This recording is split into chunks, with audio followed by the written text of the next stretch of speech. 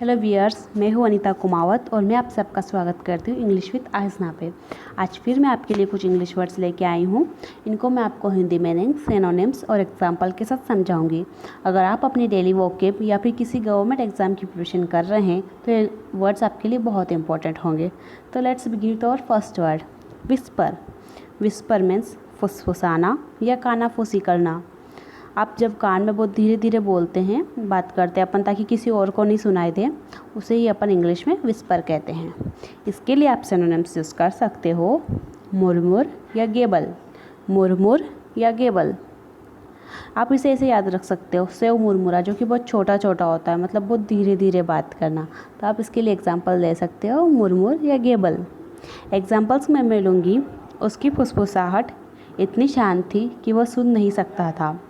Her whisper was almost too quiet for him to hear. Her whisper was almost too quiet for him to hear. Quiet means शांत. And the next example is, उसकी फुसफुसाहट गर्जना में बदल गई। Her whisper turns to a roar. Her whisper turns to a roar. Roar means गर्जना. And the next word is impose. Impose means थोपना, किसी पे कोई काम ज़बरदस्ती थोपना कि तुम्हें ये करना ही पड़ेगा, या फिर किसी पे कोई टैक्स लगाना या कोई कुछ काम किसी को देना ज़बरदस्ती। इसके लिए आप सिनोनिम्स यूज़ कर सकते हो, इन्फ्लिक्ट। इन्फ्लिक्ट एग्जाम्पल्स में मिलूँगी, शराब पर नया टैक्स लगाया गया।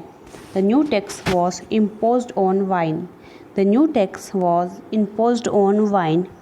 And the next example is, हमें अपने स्वयं के विश्वासों को दूसरों पर थोपने से बचने की कोशिश करनी चाहिए।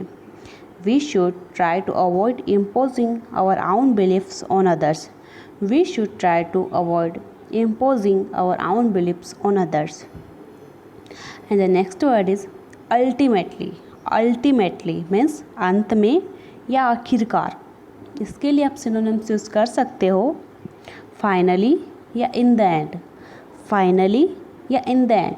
एग्जाम्पल्स में मैं लूँगी, आखिरकार उसे फैसला करना होगा। Ultimately he will have to decide.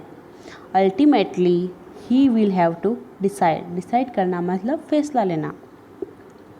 And the next example is, एक खराब आहार अंततः बीमारी को जन्म देगा। A poor diet will ultimately lead to illness. A poor diet will ultimately lead to illness. And the next word is hoodwink. Hoodwink means किसी को धोखा देना या किसी को छलना या किसी की आंखों में धूल झोंकना। इसके लिए आप सिनोनिम्स यूज़ कर सकते हैं, डिफ्रॉड या बिगुल। डिफ्रॉड या बिगुल। एग्जाम्पल्स में मैं लूँगी, मुझे ऐसे लग रहा है जैसे मुझे धोखा दिया गया है।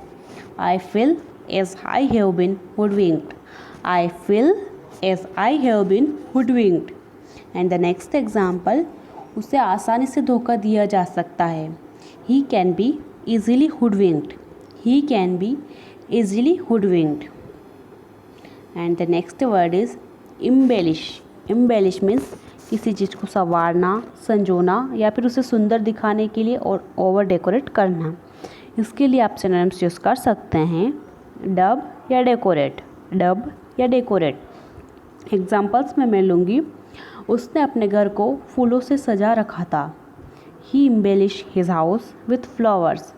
ही embellish his house with flowers. अगर तुम इसे सजाने के लिए गुब्बारों का इस्तेमाल करते हो तो ये और अच्छा लगता। It would have looked better if you used balloons to embellish it. It would have looked better if you used balloons to embellish it. और आज जो वर्ड मैंने रिपीट किया है वो है इरिडिक्शन।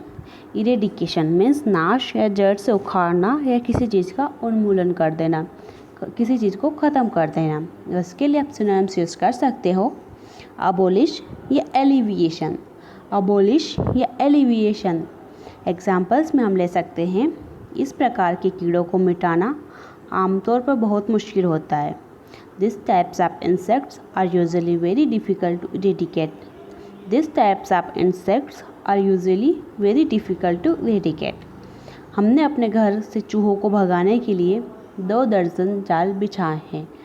We have set 2 dozen traps in an attempt to eradicate the mice from our house. We have set 2 dozen steps in an attempt to eradicate the mice from our house. So guys, that's all for today's video. अगर आपको मेरा video अच्छा लगा हो तो please मेरे channel को subscribe करें, और अगर आप इस तरह के और भी वीडियोस देखना चाहते हैं तो मैंने अपनी प्लेलिस्ट में डाल रखे हैं, आप उन्हें जाके चेक कर सकते हैं। Thank you so much. मिलते हैं नेक्स्ट वीडियो में। Thank you.